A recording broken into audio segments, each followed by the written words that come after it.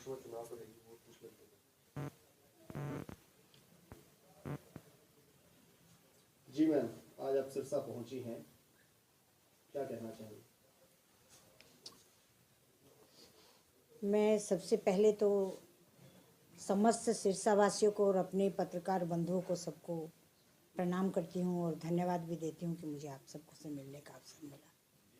मैं अपनी भारतीय जनता पार्टी के राष्ट्रीय नेतृत्व के निर्देश पर आज सिरसा में हूँ और सिरसा में अपनी पार्टी की उन नीतियों का असर भी जानने आई हूँ। आदरणीय प्रधानमंत्री नरेंद्र मोदी जी ने इन 10 साल में विकास की जो गति आप सब भी देख रहे होंगे, देश की उन्नति आपको नज़र आ रही होगी, उस सब को जो हमने इतनी योजनाएं उस दूर दराज पर बैठे गरीब व्यक्ति के लिए, उस वंचित के लिए, गरीब के लिए, युवा के लिए, किसान के लिए, मजदूर के लिए, अपनी सेना के उस जवान के लिए जो सीमा पर बैठा है, अपनी बच्चियों के लिए, उन नीतियों को जमीन पर लाने का भरसक प्रयास हमारी सरकार ने किया है और सरकार ने अपने पूरे सहयोगी वर्ग को, जिसमें कैबिनेट के मंत्री भी आते हैं तो सांसद भी आते हैं, जन जन के पास भेजा है। हम ये जानने आए हैं कि जो जिन लोगों के लिए वो योजनाएं थी वो उन तक पहुंची या नहीं, विकास की इस गति को आम आदमी तक हम पहुंचा पाए या नहीं। इसी के लिए विकसित भारत संकल्प यात्रा भी थी, उससे पहले भी हम क्षेत्र में रहे और फिर इसके बाद पुनः गांव चलो अभियान के तहत गांव-गांव में पार्टी के कार्यकर्ताओं ने प्रवास किया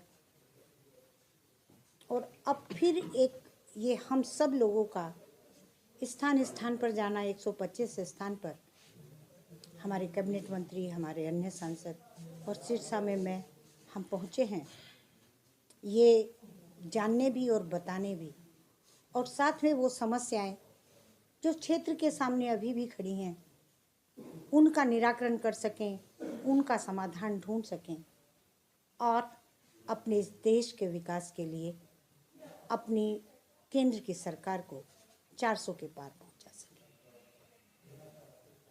सरकार तो निश्चित है कि भारतीय जनता पार्टी की केंद्र में बनेगी ही। हम पुनः विकास को और तीव्र गति से आगे बढ़ाएं, हम पुनः उन सब योजनाओं को साकार रूप दें और 2047 में ये भारत विकसित भारत बने। इसी योजना के तहत आज मैं सिरसा में। दूसरी सूची कब तक आ सकती है बीजेपी की तरफ से? मंथन चल रहा है, जैसे ही पूरी होगी आप सबके सामने होगी। और कब तक चुनाव आचार संहिता और कब तक घोषणा हो सकती है? देखिए, ये चुनाव आयोग का काम है। चुनाव आयोग जिस दिन घोषणा करेगा उस दिन आचार संहिता लागू हो जाएगी। आज हरियाणा सहित एनसीआर के कई जिलों को जो आसपास के एरिया हैं, एक बड़ा तोहफा प्रधानमंत्री ने दिया है, क्या कहते हैं? देखिए, प्रधानमंत्री जी का प्रत्येक तोहफा मात्र कहना मात्र नहीं है, जिसे उन्होंने कह दिया है वो मोदी की गारंटी है, वो कार्य निश्चित रूप से पूरा होगा और पूरे देश के हर छोर पर आज हरियाणा भी उससे लाभान्वित हुआ है। उत्तर हो या दक्षिण हो या हमारे वो छोटे छोटे द्वीप हों या यूनियन टेरिटरी हो, उन सब में से किसी को भी प्रधानमंत्री जी ने अछूता नहीं छोड़ा है। इंडिया गठबंधन को कैसे देखते हैं? विपक्षी जो सभी मोदी के खिलाफ इकट्ठा हो रहे हैं। आप उसे इंडिया गठबंधन कहते हैं, अच्छी बात है, पर वो गठबंधन बन कहाँ रहा है, तो हर दिन एक नए रूप में टूट रहा है। जितना उसे जोड़ने का प्रयास करते हैं उतना ही वो उसे विखंडित कर देते हैं। हर व्यक्ति जहाँ प्रधानमंत्री की चाह में हो वहाँ कभी जुड़ सकता है।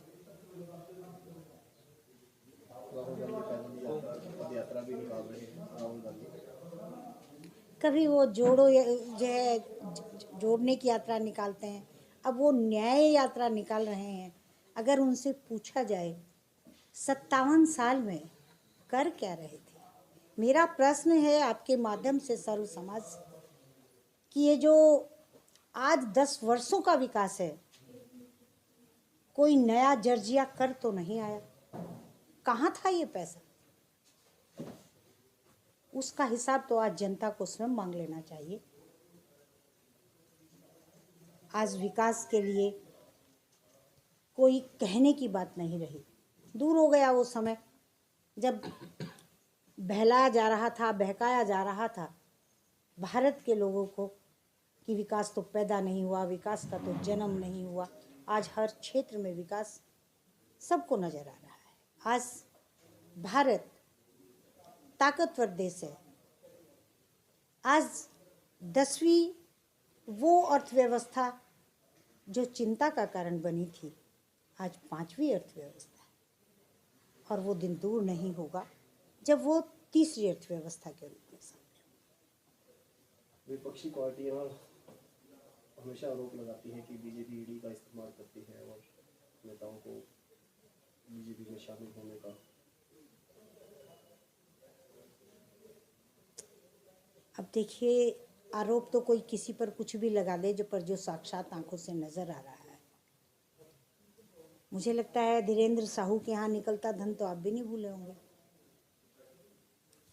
ना ममता के मंत्री का धन भूले होंगे। तो मैं क्या कहूँ, वो तो आप सबके सामने भी है। कांग्रेस की ओवरऑल स्थिति कैसे देखते हैं? मुझे तो कांग्रेस इस समय नजर ही नहीं आ रही है। मुझे नहीं लगता कि कांग्रेस इस बार